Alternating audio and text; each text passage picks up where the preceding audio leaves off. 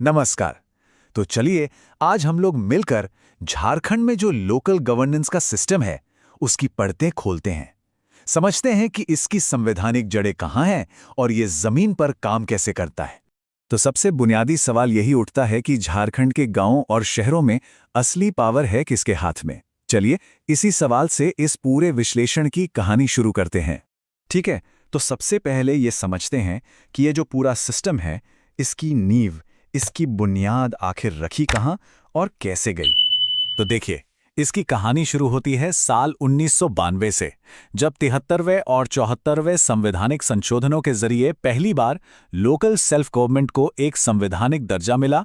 फिर 24 अप्रैल 1993 को ये पूरे देश में लागू हो गया और इसी के आधार पर 23 अप्रैल 2001 को झारखंड ने अपना खुद का पंचायती राज अधिनियम बनाया, जिसने राज्य की त्रिस्तरीय प्रणाली की ऑफिशियल शुरुआत की। तो सबसे पहली और सबसे जरूरी बात जो समझने वाली है वो ये है कि झारखंड में लोकल गवर्नेंस की दो अलग अलग शाखाएं हैं, एकदम समानांतर। एक तरफ है ग्रामीण इलाकों के लिए पंचायती राज सिस्टम और दूसरी तरफ शहरी इलाकों के लिए है नगर पालिका। आज हम इन दोनों के स्ट्रक्चर को एक एक करके समझेंगे। तो चलिए सबसे पहले ग्रामीण सिस्टम को देखते हैं और इसमें भी बिल्कुल जमीनी स्तर से शुरू करते हैं, यानी ग्राम पंचायत से। ज्यादातर लोगों के लिए तो ये पूरा सिस्टम यहीं से शुरू होता है। अब सवाल ये है कि एक ग्राम पंचायत बनती कैसे है। देखिए, इसका एक सीधा सा नियम है। 5,000 से ज्यादा की आबादी पर एक ग्राम पंचायत बनाई जाती है और इसका नाम उस गांव के नाम पर रखा जाता है जिसकी आबादी सबसे ज्यादा होती है। पूरे झारखंड में ऐसी 4,345 ग्राम पंचायतें हैं और इनका कार्यकाल होता है 5 साल का।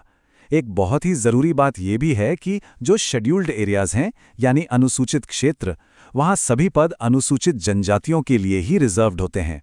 तो फिर एक ग्राम पंचायत को चलाता कौन कौन है? देखिए, यहां 4 किरदार सबसे अहम है। सबसे पहले हर 500 की आबादी पर एक वार्ड सदस्य होता है जिसका सीधा चुनाव होता है। फिर आते हैं मुखिया, जो पंचायत के एग्जीक्यूटिव हेड होते हैं और इन्हें भी जनता सीधे चुनती है। फिर उप मुखिया होते हैं जिनका चुनाव जीते हुए सदस्य अपने बीच से ही कर लेते हैं। और आखिर में आते हैं पंचायत सेवक। ये सरकार की तरफ से नियुक्त एक अधिकारी होते हैं जो सरकार और गांव के बीच एक लिंक, एक पुल की तरह काम करते हैं। यहाँ पर ना एक बहुत छोटा लेकिन बहुत जरूरी फर्क समझना होगा। एक होती है ग्राम सभा और एक है ग्राम पंचायत। ग्राम सभा में गांव के सभी रजिस्टर्ड वोटर होते हैं, मतलब ये एक तरह से गांव की संसद है, एक वॉचडॉग है जो पंचायत के काम पर नजर रखती है। वहीं दूसरी तरफ ग्राम पंचायत एक एग्जीक्यूटिव बॉडी है, मतलब वो संस्था जो असल में योजनाओं को जमीन पर उतारती है, काम करती है। तो पंचायत चलती कैसे है, पैसा कहां से आता है, ये स्लाइड बिल्कुल साफ साफ दिखाती है। आप देख सकते हैं सबसे बड़ा हिस्सा, करीब 50% सीधे राज्य सरकार के ग्रांट से आता है।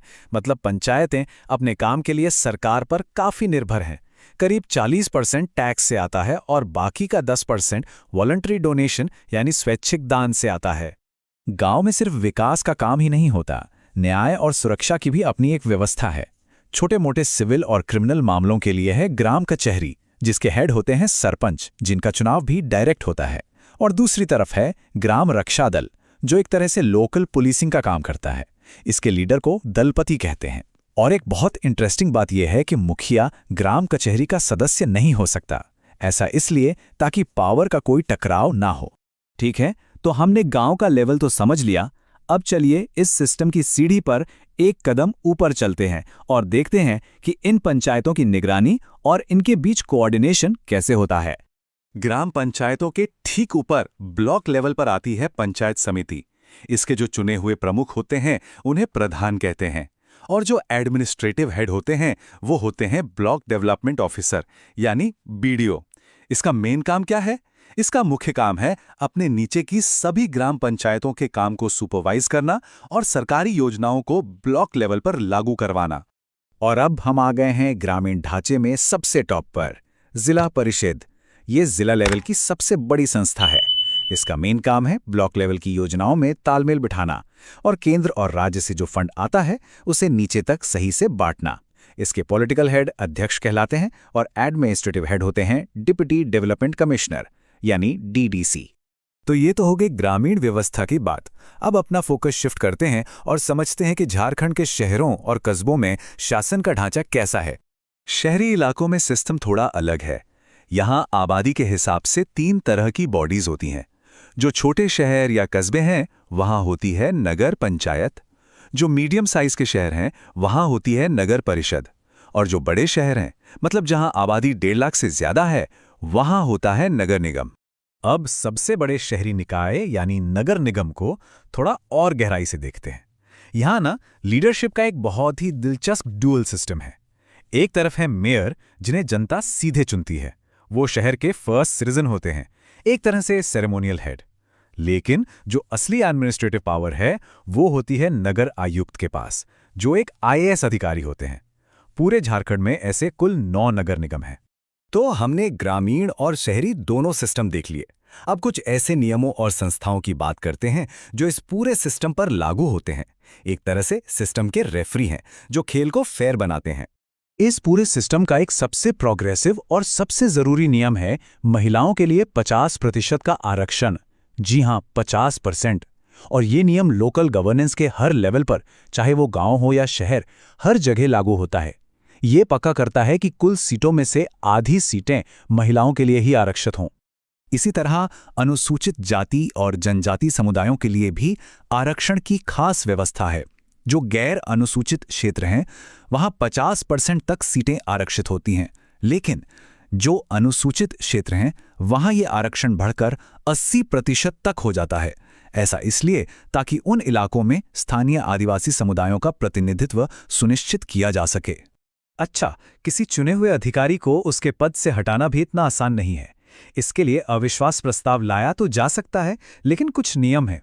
3 इम्यूनिटी जोन हैं, मतलब 3 ऐसे मौके जब ये प्रस्ताव नहीं लाया जा सकता। पहला, कार्यकाल के पहले साल में। दूसरा, कार्यकाल खत्म होने के आखिरी 6 महीनों में। और तीसरा, अगर पहले कोई प्रस्ताव खारिज हो चुका है तो उसके 1 साल के अंदर। तो इस पूरे खेल को निष्पक्ष रखने के लिए कुछ ऑफिशियल रेफरी भी हैं, जैसे राज्य चुनाव आयोग, जिसका काम है समय पर और फेयर इलेक्शन करवाना। फिर है राज्य वित्त आयोग, जो पंचायतों और नगरपालिकाओं के फाइनेंस को रिव्यू करता है, देखता है कि पैसों का हिसाब किताब ठीक है या नहीं। और आखिर में है लेखा परीक्षा आयोग, जो हर 10 साल में नगरपालिकाओं का ऑडिट करता है। और आखिर में ये समझना भी बहुत जरूरी है कि ये जो पूरी लोकल गवर्नेंस की व्यवस्था है ये राज्य के बड़े एडमिनिस्ट्रेटिव स्ट्रक्चर में कहाँ फिट होती है। तो ये 5 प्रशासनिक प्रभागों यानी डिविजन्स के अंदर काम करती है, जिसका स्ट्रक्चर कमिश्नर से शुरू होकर जिला और फिर ब्लॉक लेवल तक जाता है। तो ये है झारखंड में स्थानीय शक्ति का पूरा ब्लूप्रिंट, कागज पर एक बहुत ही डिटेल्ड और अच्छी तरह से सोचा गया ढांचा।